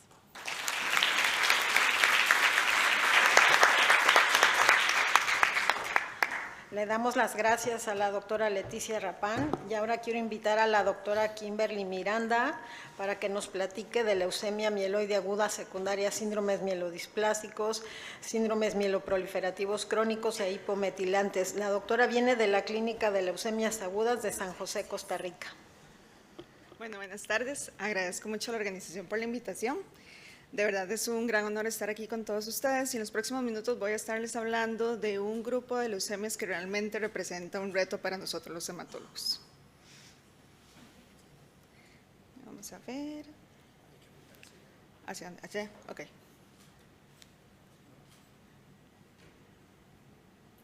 Se tiene un problema técnico, pero bueno.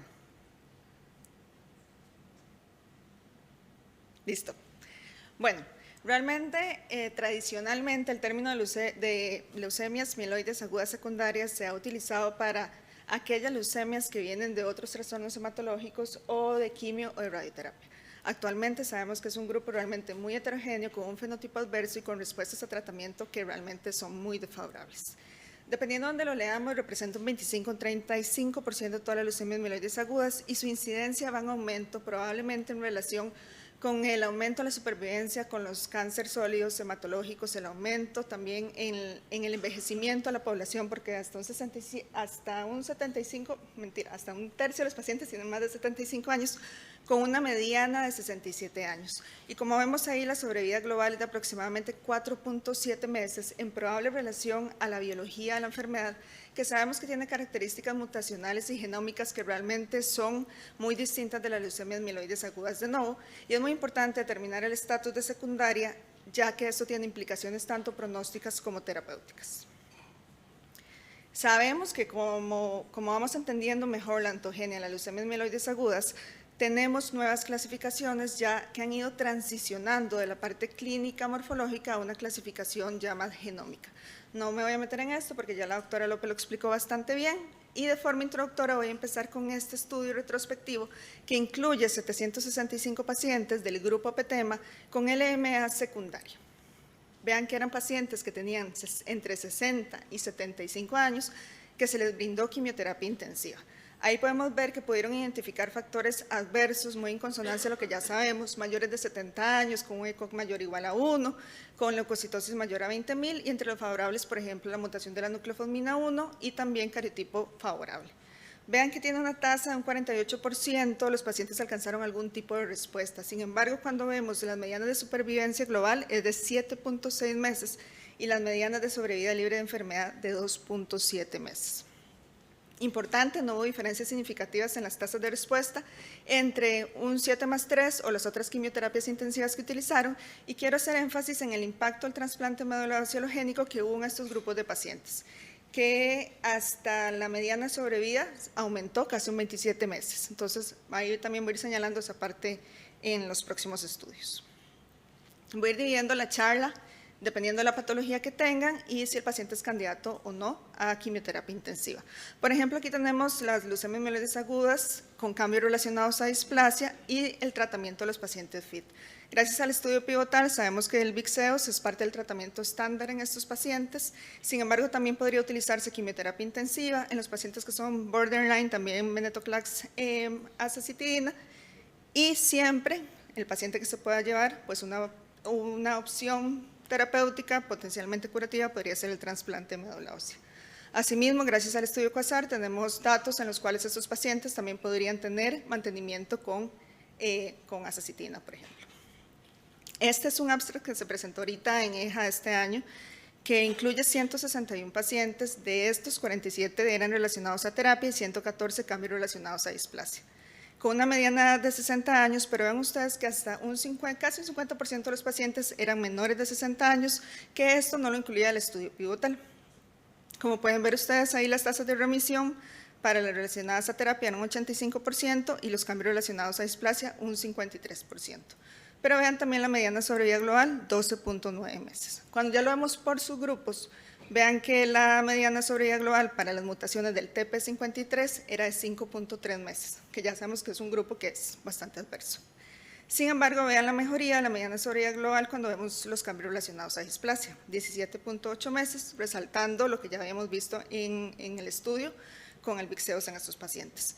Y vean ustedes que hasta un 38% de los pacientes logró llevarse a alotrasplante con una mediana sobrevida de 45.6 meses. Este otro estudio también es un estudio de vida real del Reino Unido, que incluye 147 pacientes con una mediana edad de 62 años. Y vean ustedes también, que es similar a la mediana sobrevida global de 12.84 meses. Y quiero señalar también que 50 pacientes lograron llevarse el trasplante médula ósea halogénico, con una mediana sobrevida de no alcanzada todavía. Entonces todavía son terapéuticas, por lo menos para también países como los nuestros, que también no tenemos tantos accesos. Y también se los traigo justamente por eso, en un escenario como por ejemplo el de mi país, que no tenemos acceso al VYXEOS. Es un estudio en el cual se incluyeron pacientes jóvenes de 52 años, la mediana era de 52 años, 115 pacientes, donde se dividieron para daunorubicina acetopósido como un 7-3-like versus flaguida. Si vemos las respuestas, realmente tienen respuestas similares, pero vemos una mejoría o una superioridad en el flaguida en lo que es medianas de sobrevida global y medianas de sobrevida libre de enfermedad. Entonces, esto podría traducirse que tal vez pacientes más jóvenes se puedan beneficiar de quimioterapias más intensivas a expensas tal vez de mayor mielosupresión, bueno, tal vez no, a expensas de mayor mielosupresión como tal. Ahora, ¿qué tenemos para los pacientes que no son candidatos? Ya sabemos que gracias a los estudios o el reporte del estudio VIALE-A, azacitidina venetoclax es el estándar de tratamiento en esos pacientes. En este estudio también se incluyó pacientes que tenían leucemias mieloides secundarias y no tuvieron tan buenas respuestas como las leucemias mieloides agudas de nodo, pero definitivamente eran mejores a lo que ya teníamos. Entonces, esto sigue siendo una de las terapéuticas. Y también tenemos que tomar en cuenta el estado mutacional del paciente para ver si podemos darle alguna terapia que sea dirigida. Este otro que les traigo es un estudio del grupo nórdico para el estudio de las leucemias mieloides agudas que incluía 119 pacientes. El objetivo del estudio era evaluar la eficacia y seguridad de dosis reducidas de venetoclax más azacitidina. Vean que de estos 119 pacientes, 57 eran de novo, 26 secundaria, 36 refractario recaído. ¿Y cómo era el protocolo? Ciclos de 28 días, azacitidina del día 1 al 7, venetoclax del día 1 al 14, y cuando ya había un aclaramiento de blasto se disminuía el venetoclax del día 1 al 7 con las modificaciones dependiendo de la sol que se estuviera utilizando. De forma global, se vio que la eficacia de venetoclax azacitidina con la duración de ven acortada es comparable con las dosis completas, e incluso se observó una disminución ligera en la tasa de eventos adversos comparable con lo que se vio, por ejemplo, en el VIALE-A. Ahora, si vemos la línea azul, que son las líneas de la leucemia mieloide secundaria, se obtuvo una tasa de respuesta completa compuesta de un 46% y una supervivencia global de 10.3 meses, un poquito mejor de lo que se ha visto en otros estudios, pero igual sigue siendo menor que la leucemia mieloides agudas de nuevo. Aquí les traigo este otro, que este es un estudio que incluye 60 pacientes con LMA mutada en IDH1 o IDH2, que son recién diagnosticados y que no eran elegibles para quimioterapia intensiva. Importante que este estudio incluyó casi un 30% de pacientes, un 28%, que tenía ya una leucemia secundaria tratada previamente. El estudio era análisis de 2 ensayos clínicos, uno que incluía 16 pacientes para ASA, venetoclax e IVO, y otro que incluía 44 pacientes para decitabina, venetoclax, IVO o ENA, dependiendo de la mutación que tenían. Si uno ve los resultados que se los pongo acá, son un poco alentadores, pero yo creo que necesitamos otros resultados ya más maduros, porque vean ustedes que las tasas de respuesta completa compuesta fue de 98% para aquellos pacientes que eran de nuevo y un 71% para aquellos que eran secundarios. Aquellos pacientes que lograban respuesta y que logran enfermedades mieloresiduales negativas fue un 88% en los de nuevo y en los tratadas un 83%. Pero ven ustedes cómo caen la sobrevida libre de enfermedad y la supervivencia global, en aquellos pacientes que eran relacionados a terapia. Sin embargo, sigue siendo un poquito mejor de los resultados que ya les he presentado. Sin embargo, de nuevo, habría que esperar más resultados en este sentido de esta tripleta. Con respecto a seguridad, realmente tuvieron una muerte en inducción y no se encontró más efectos adversos que, por ejemplo, con una dupleta. Y ahora nos vamos a un grupo de pacientes que todavía es una necesidad mucho más insatisfecha. ¿Qué pasa con las leucemias mieloides secundarias que ya han sido expuestas previamente a un hipometilante? Sabemos que los resultados, incluso en estos pacientes, son inferiores a otros subgrupos de alto riesgo, como por ejemplo los que tienen mutaciones del TP53. No hay consenso cuál es el tratamiento óptimo. Lamentablemente se han excluido muchos estudios clínicos y, por ejemplo, en un estudio de subgrupo de 133 pacientes no se vio un beneficio sobre el uso de Vixeos comparándolo como, por ejemplo, con 7+3.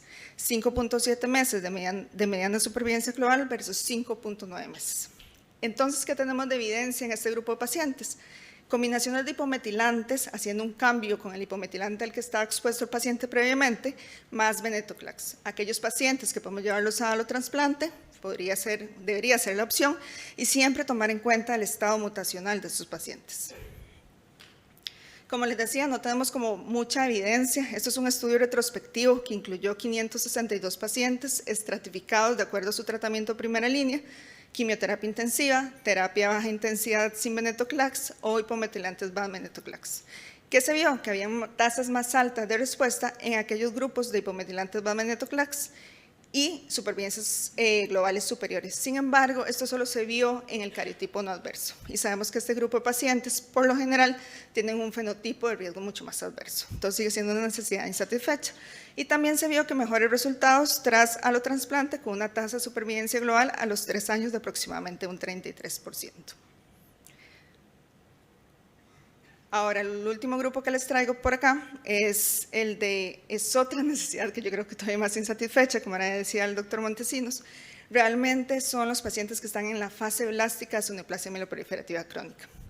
Es muy parecido a los otros pacientes, realmente no hay un consenso cuál es el tratamiento, se excluyen de la mayoría de estudios clínicos y aún con allotrasplante sus sobrevidas son inferiores. Entonces, ¿qué tenemos para estos pacientes? Podríamos utilizar quimioterapias intensivas, también se podría utilizar ASA, venetoclax, quimioterapias con base en análogos de purina. Tenemos evidencia del Vixeos en estos pacientes. Realmente en el estudio pivotal se excluyeron estos pacientes y lo que tenemos es evidencia de estudios retrospectivos. Entonces nos quedamos solamente con eso. También podríamos utilizar hipometilantes combinados con el inhibidor del JAK2, que en estos casos es importante mantenerlo para eliminar los síntomas de la mieloproliferación y aquellos pacientes que podamos llevar a trasplante. Ahora, muy importante aquí que también se ha visto en estos estudios retrospectivos, que los hipometilantes y venetoclax pueden ser similares en resultados comparados con quimio estándar de inducción. Y esto puede ser secundario a disminuir la hipermetilación que existe en estos pacientes en la patogenia, la fase blástica de esta enfermedad. Aquí les traigo este cuadro y quiero que se fijen que la mayoría son estudios retrospectivos en estos pacientes con muy poquitos pacientes. Aquí les pongo primero las combinaciones de azacitidina venetoclax y vean las medianas de supervivencia global. Entre 4 y 8 meses. Ustedes pueden ver también ahí que el último que tiene una mediana sobrevivencia global de 13.4 meses es para una combinación de asa, venetoclax y ruxolitinib, sin embargo son solamente 5 pacientes. Ahora, si solo combinamos el inhibidor del JAK2 como el ruxo más un hipometilante, las medianas de supervivencia global también son bastante similares y realmente no son nada alentadoras.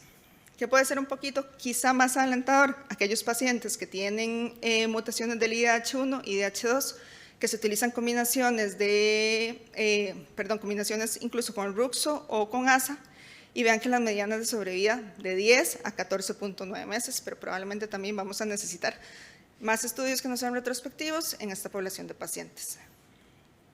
Y les traigo este último, que también se presentó en EHA este año. Es un estudio del grupo italiano que incluye 138 pacientes. En este estudio eran igual de pacientes con neoplasia mieloproliferativa crónica en fase blástica que se llevaron a tratamiento.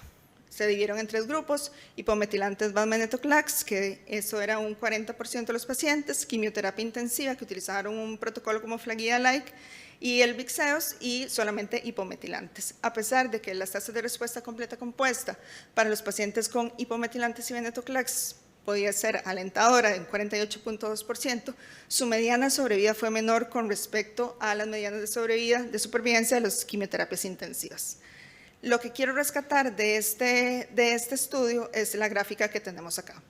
Los pacientes que están en verde arriba son los pacientes que se llevaron a trasplante de médula ósea pero que habían tenido respuesta al tratamiento. La línea que está abajo son los pacientes que no fueron respondedores a la quimioterapia que les dieron de inicio, pero que igual fueron llevados a trasplante de médula ósea. Y vean que son las respuestas mucho mejores que los pacientes que definitivamente no. Y esto podría sugerir que tal vez el trasplante de médula ósea pueda sobrepasar el riesgo adverso que tiene esta neoplasia como tal. Y ya para ir concluyendo y agradeciendo mucho su atención, yo creo que, como les decía al inicio, esta es una enfermedad que tiene muchos desafíos desde el punto de vista de la biología de la enfermedad, desde el punto de vista del paciente, que suelen ser pacientes que son mucho más mayores, con muchas más comorbilidades, desde el punto de vista del tratamiento, ya que puede haber mucha quimioresistencia, también el perfil de toxicidad. Creo que una parte importante es que tal vez podamos identificar tempranamente aquellos pacientes de alto riesgo de neoplasias mielodisplásicas o neoplasias mieloproliferativas crónicas que se beneficien más tempranamente de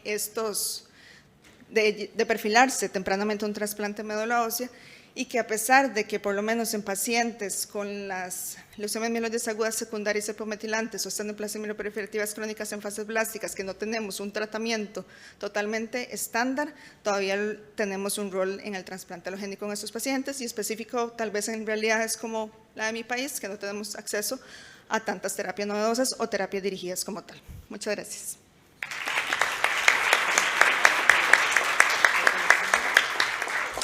Agradecemos a la doctora Miranda y damos paso a la doctora Ninochka Mendoza del Hospital Nacional de Panamá con su ponencia El paciente de la zona gris.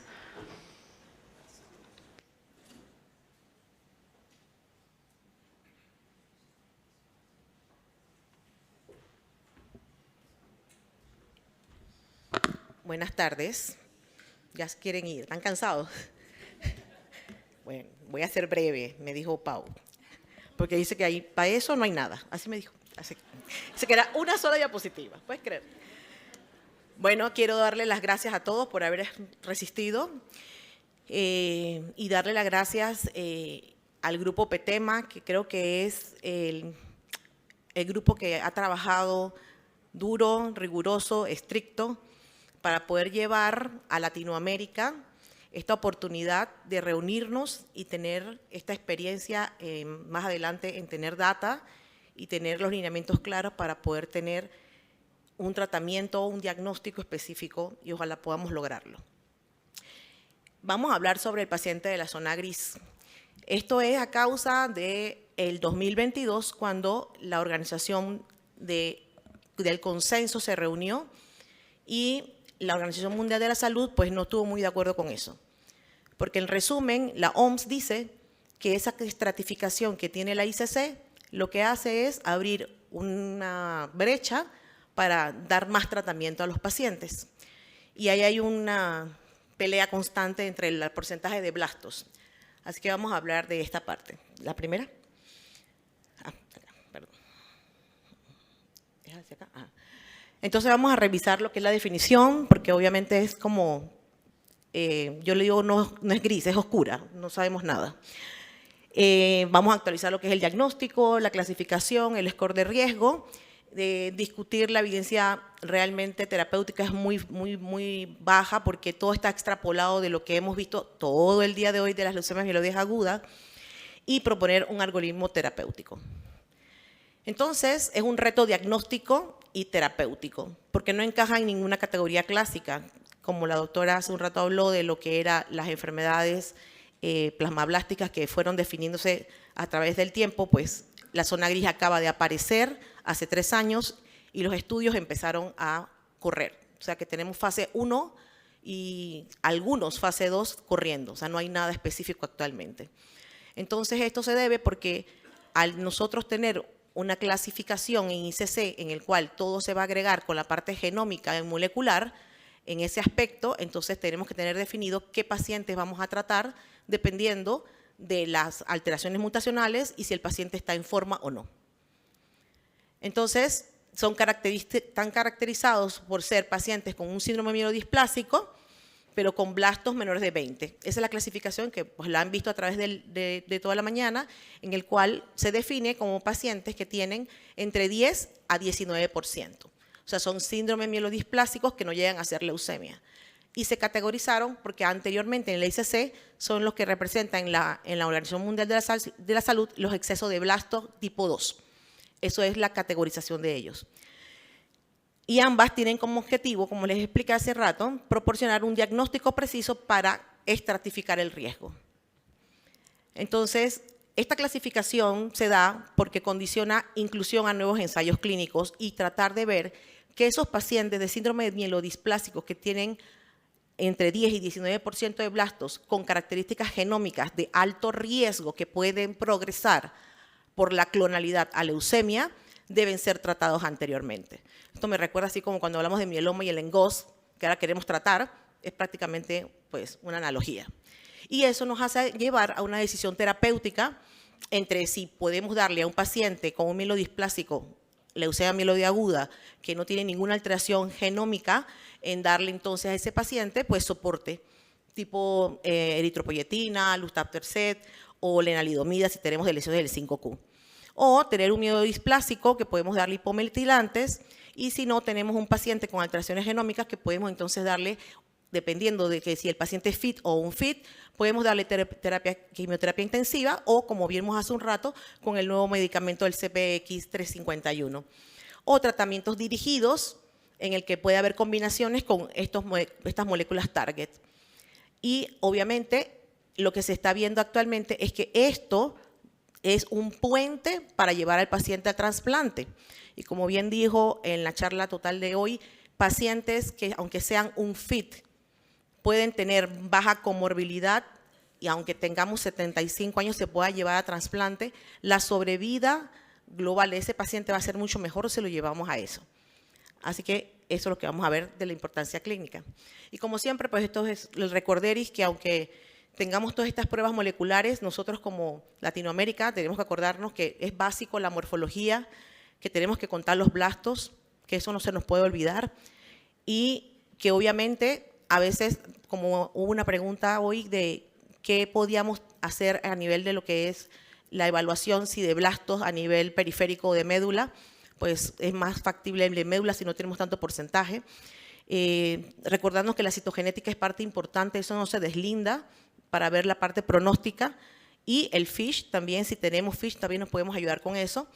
Y si vamos a tener este tipo de pacientes y caracterizarlos, porque ya tenemos 3 años desde que se montó en el consenso, pues para que tengamos este paciente y tratarlo, pues hay que tener NGS. Y si no montamos los 31 genes, pues no vamos a poder tratar a este paciente porque lo vamos a tener como lo tenemos hasta ahora, solamente con terapia de soporte. Y tenemos nuestra citometría de flujo que casi todos tenemos en nuestros países y definir en estos pacientes su comorbilidad. Y de eso se define y estratificamos a este paciente. Entonces, como les expliqué, el ICCC manda la categoría de síndrome mielodisplásico, leucemia mieloide aguda, en el cual el porcentaje de blastos es de 10 a 19%, y eso facilita tener pacientes con esos ensayos. Obviamente, Organización Mundial de la Salud sigue manteniendo sus umbrales tradicionales de más de 20% y prioriza más la genética que otra cosa. Así que la recomendación pues, es documentar ambos criterios para cuando sea aplicada en cada paciente, porque al final la clínica es lo que vale. Ya este cuadro ya lo hemos mencionado anteriormente, no sé si lo ven aquí, esta es la clasificación, ¿dónde está? Aquí está. Era lo que era el área anterior y aquí la WHO lo manifiesta en este momento. Está aquí. Entonces, esta es la categorización nueva que tenemos que tener y bueno, ya vieron la de leucemia mieloide aguda, que ahí no, obviamente ya la habíamos hablado anteriormente y no tiene nada que ver con nuestro plan de ahorita. En lo que son los scores y la estratificación, el MDS Foundation ya lo tienen habilitado como app, lo pueden bajar. Ellos estratifican, aparte de todo lo que nos pedían, de la parte citogenética, el porcentaje de blastos y las citopenias. Ahora ustedes van a ver que hay una capita aparte de la parte molecular, que es lo que habla del IPSS/M, que es la parte molecular que vamos a tener que hacer para poder estratificar el riesgo. Y también, pues, ellos nos hablan de la parte del BAF, en el cual si el paciente tiene más de 10%, también te lo preguntan todo. Así que ahí te estratifica el paciente para ser un paciente con un mielodisplásico de alto riesgo que debe ser tratado. Y dependiendo de las características moleculares o genéticas que tenga, poder llegar a la terapia. Obviamente, esto no está estratificado todavía, porque debe ser bajo ensayos clínicos, porque no hay nada a nivel de estudios que puedan fase 3 corroborarlo. Esto, como les digo, si tenemos alteraciones mutacionales específicas, pues ya ustedes saben los pronósticos adversos de la TP53, todo lo que hemos hablado toda la mañana, y pues esto se debe a que si tenemos un paciente con estas alteraciones, podemos hacer tripletas, asociarlos a quimioterapias o no intensivas para el pronóstico del paciente. Entonces, como les dije, tenemos que tipificar al paciente si el paciente es candidato o no a una quimioterapia intensiva y podemos tener un 7+3 o usar este tipo de esquema que lo vamos a ver más adelante. Los que no son aptos para trasplante le podemos dar lo que es el hipometilante, que puede ser la vidasa con el venetoclax, que eso ya fue hablado en el estudio vial, obviamente, o poder usar, dependiendo de la morbilidad, el hipometilante solo. Y luego vienen las terapias dirigidas, en el cual estos pacientes con síndrome mielodisplásico de alto riesgo tienen estas alteraciones mutacionales y podemos usar toda esta avalancha de medicamentos que tenemos hasta la fecha. Este es el ensayo que mencionaron anteriormente. Vixeos es un medicamento liposomal en el cual encapsula la daunorubicina y la citarabina en una proporción de 1:5. Se pone en 90 minutos, en días alternos, cada 21 días. En este estudio se escogieron pacientes de 60 a 75 años y lo que se escogió en ese momento, y como ustedes van a ver, todos son pacientes extrapolados de leucemias mieloides agudas secundarias o de alto riesgo o que tienen asociación neogenómica de mielodisplasia. Se evaluó este medicamento contra el 7+3 y lo que se logró es una sobrevida a 5 años superior a lo que el 7+3 ofertaba en este grupo de pacientes, con una sobrevida global de mediana de 9.33 versus 5.95.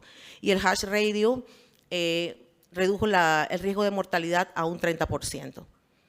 Este es el estudio, que ya lo han visto anteriormente, cómo se abre la curva. con eventos adversos casi similares. Y aquí vemos entonces también lo que es la data de lo que es la sobrevida global y la parte de los pacientes, como la evaluación todo va hacia la izquierda a favor del medicamento. Esto se extrapoló y, como les digo, a 5 años de seguimiento vemos cómo la sobrevida global mejoró de 5 meses versus 9. Entonces, esta es otra ventaja adicional que tenemos en los pacientes con leucemia mieloide aguda o síndrome mielodisplásicos en esta categoría, que sean no candidatos a trasplante, porque esto lo vamos a usar como puente para trasplante, en el que el paciente tenga una alteración genética molecular de alto riesgo. Y la toxicidad de este tipo de pacientes pues, es comparable con el 7+3.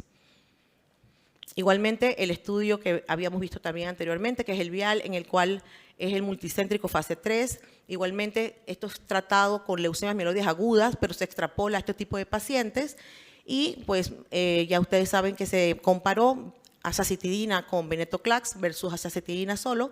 Y obviamente aumentó la sobrevida en estos tipos de pacientes con una mediana de 14.7 versus 9.6. Esto da como consecuencia a que este tipo de terapias y este tipo de pacientes, como ustedes supieron que Verona fue cancelado porque no hubo una sobrevida global mantenida en el tiempo en este tipo de pacientes con un síndrome mielodisplasico de alto riesgo, lo que están recomendando es usarlo como puente. O sea, hacemos 2-3 ciclos de este paciente, borramos las respuestas moleculares genómicas que podemos tener y lo llevamos a trasplante a este tipo de pacientes. Hay varios estudios, fase 1, fase 2, les traje 2 porque son bastantes que tenemos ahorita mismo, y podemos ver cómo pacientes no fit han podido tener respuestas valorables iguales que un trasplante, iguales que una quimioterapia intensiva. Y este es el otro hipometilante junto con el venetoclax en pacientes con LMMC y pacientes que tuvieron alto riesgo en mielodisplásicos y que se usaron en este tipo de pacientes. Aquí hubo 3-4 pacientes, los cuales que en el primer que ustedes ven a la mano izquierda, el paciente se trasplantó y 9 meses después recae y se le da de nuevo el ciclo de Venclexta junto con el hipometilante y el paciente nuevamente vuelve a borrar queda en remisión y el paciente hasta ahora estaba en remisión. El que está a la derecha, el paciente sí le hicieron infusión de linfocitos, pero no tuvo respuestas. Y así ustedes van viendo que cada paciente es dependiendo de su estatus performance, de su actividad mutacional, puede ser que no tengamos las respuestas obtenidas.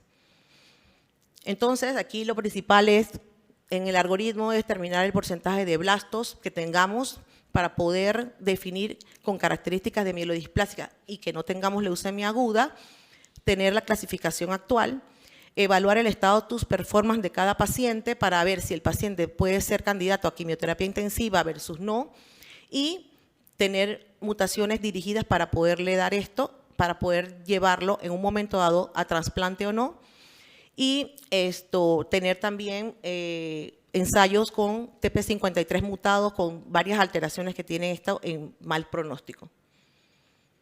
Igual como les mencioné anteriormente. Y bueno, la falta de ensayos que tenemos hasta ahora aleatorizados, si lo que hablaron anteriormente no tenía, lo tiene mucho menos. Todos los ensayos que están actualmente, como les dije, están extrapolados de leucemias mieloides agudas. Esto es porque pues, la heterogeneidad de esta patología, que actualmente pues, lleva 3 años de haberse reclasificado, complica las recomendaciones actuales. Y por ahora las combinaciones de los hipometilantes con el anti-BCL2 son agentes target para este tipo de pacientes y podemos utilizarlos con terapias dirigidas con otros medicamentos dirigidos o inmunoterapia. Y bueno, las implicaciones finales, como les dije, reperfilamiento de los pacientes a nivel molecular, el trasplante alogénico sigue siendo el curativo para este tipo de pacientes y priorizar ensayos clínicos porque realmente la literatura todavía no hace énfasis en el manejo, sino más bien que si se puede hacer ensayos clínicos mucho mejor y pues cautela con las combinaciones fuera de ensayo, porque obviamente no sabemos cómo puede pasar o cómo pueden ser los resultados. Y yo creo que esa es mi última diapositiva. Ya, listo.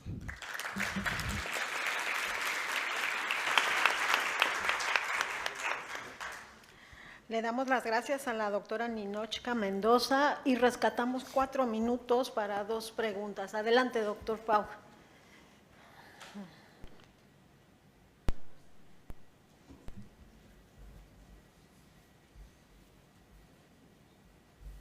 Yo, nada, felicitaros a todo el panel por las excelentes presentaciones y, bueno, a riesgo de que Ninochka me mate, el algoritmo terapéutico, digamos, no está basado en ninguna evidencia, ninguna, ¿no? Yo creo que tenemos que hacer medicina basada en la evidencia. Y, además, tu presentación básicamente es un plasma para qué está hecha la ICC, ¿vale? Que es para poder aplicar en pacientes con SMD, que nunca salen bien los ensayos, Verona, poder aplicar lo que sale bien en LMA y extrapolarlo, como diría, por el morro, ¿vale? Entonces yo creo que es importante que hagamos medicina basada en la evidencia, no podemos extrapolar tan fácilmente. Es discutible que algunos pacientes diagnosticados de esa zona gris realmente sean leucemias agudas mieloblásticas, y hay una cosa que nunca nadie recoge, que es la clínica, la evolución clínica del paciente. Es cuestión de tener paciencia. Si tienes 18%, te esperas un mes y le haces otra médula. Y ya, si es una LMA, tendrá 20. Y si no, puede estar en fase, como otra enfermedad, que es un síndrome mieloesplásico, puede estar así durante tiempo. Igual es mejor ni tratarlo. Igual ni darle azacitidina, porque luego es fatal si le das azacitidina, ¿no? Bueno, un poquito esa era mi crítica a la presentación que hiciste, pero que es esclarecedero para mí de para qué se ha puesto ese criterio en la ICC, que es para bypassear los ensayos que siempre son negativos en SMD. Basado en eso, la Organización Mundial de la Salud decía que el criterio de porcentaje de blastos que ellos decidieron hacer es muy variable, porque eso depende del operador. Si tú cuentas o una mala muestra y es 20%, el tecnólogo o el médico cuenta 15%, y de repente ya estamos ante una leucemia y no lo sabemos. Por eso que para la Organización Mundial de la Salud no es válido, no llega, y lo que quiere es como que fuera como que no debió haber sido el consenso, porque no está de acuerdo con ese porcentaje. Porque se da pie a que personas, empecemos, como dijo Pau, que por ejemplo, eso que te puse allí, son los estudios que siempre terminan diciendo que debemos llegar a estratificar para tratar, pero eso no se puede hacer fuera de ensayos clínicos. ¿Alguien más tiene alguna pregunta o comentario? Si se escucha, sí. Yo tengo una pregunta de las leucemias de fenotipo mixto. Uno de los problemas que tenemos es el diagnóstico y el sobrediagnóstico, y sobre todo en las de fenotipo mixto, Filadelfia positivas, ¿no? La leucemia aguda, la LALB, Filadelfia positiva, por citometría expresa marcadores mieloides aberrantes siempre. Entonces ahí hay algunas discordancias entre los criterios diagnósticos. Si uno lee lo de la WHO, pone un cutoff en el porcentaje de expresión de MPO. Si nos guiamos por la clasificación EGIL, es medio criterio del citometrista. Y ahí hay algunos papers que usan criterios diferentes. La pregunta es qué criterio usan, sobre todo porque el tratamiento es radicalmente diferente, y si vamos a la población añosa, que es donde más se ven las LALFI, y se confunden con las MPAL, más diferente es hoy con las posibilidades de hacer tratamientos quimio-free. No sé cuál criterio usan para hacer el diagnóstico. Esto funciona. La realidad es que no tengo una respuesta. Lo último que yo leí es que el porcentaje de mieloperoxidasa no era, por lo menos lo que yo leí recientemente, no era un criterio como que se tomaba homogéneamente válido, como estás diciendo. Así que yo tengo el mismo cuestionamiento. Me parece que la información que tenemos es bastante heterogénea. Quizás hay alguien que haga citometría o inmunistoquímica que nos pueda definir mejor, pero está claro que la crisis blástica del MC excluye el diagnóstico, así como otras alteraciones citogenéticas recurrentes. Hay un montón de cuestiones que excluyen el diagnóstico, y de hecho por eso hay tanta sobrediagnóstico de la fenotipo mixto. Pero estrictamente creo que es difícil de discernir entre cosas, y la bibliografía es heterogénea, y quizás hay alguien presente que lo pueda definir mejor que yo o que la doctora. No sé si Pero por lo que yo leí, el porcentaje de mioperoxiasa no está tomado en muchos reportes bibliográficos como de tan relevancia. Porque ya nos pasamos de tiempo, tenemos que detenernos aquí. Quiero agradecer a todo el panel de expertos este módulo, a la doctora Lorena, y ahora quiero dar paso a la doctora Mónica Romero y al doctor Montesinos para el cierre de este día de trabajo.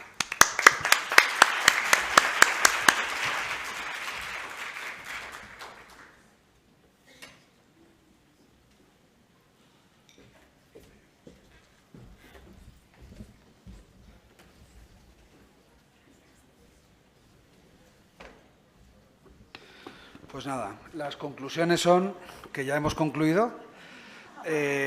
Quería decir dos cosas. Una, aquí veis el call para... El call, qué mal suena esto, la llamada para la reunión del año que viene.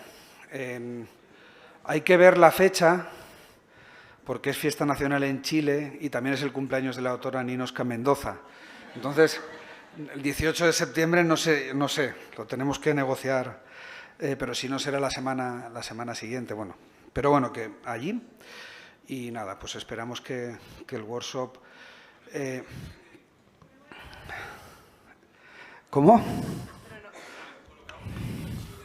Pero no, bueno, no van a tener las igual si banderitas. ponemos banderas, vienen. Pero bueno. Y luego lo segundo, quería... ¿Dónde está para pasar? ¿Podéis pasar el slide?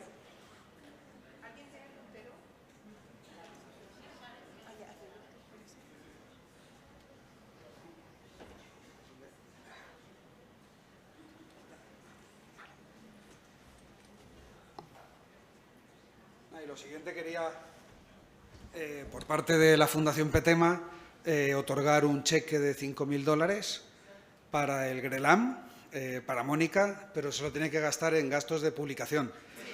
¿Vale? Es decir, que tiene que ser para las siguientes publicaciones que haga.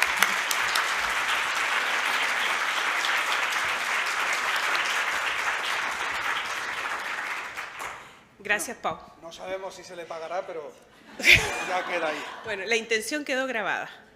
Y también el compromiso de que con eso nos alcanzan 2 papers, yo creo. No sé. Bueno, siguiendo con el programa de las conclusiones, yo creo que la conclusión final es que tenemos que trabajar unidos. Cada uno en sus países.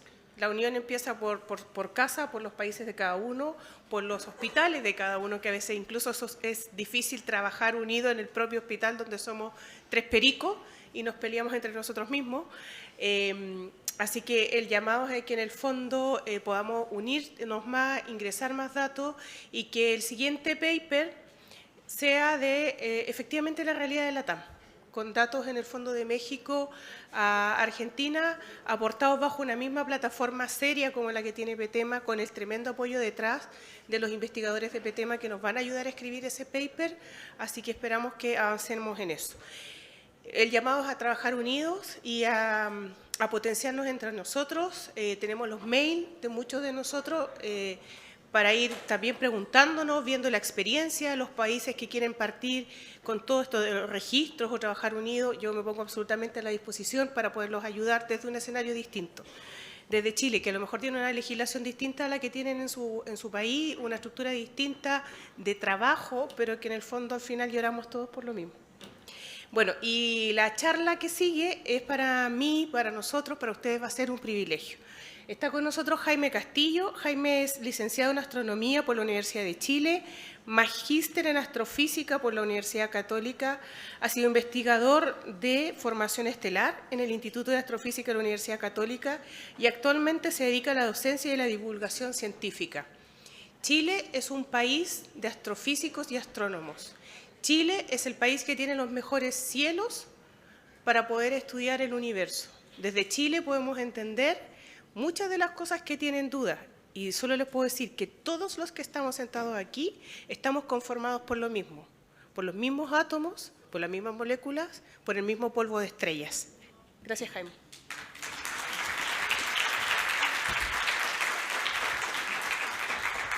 ¿Tenemos el Muchas gracias.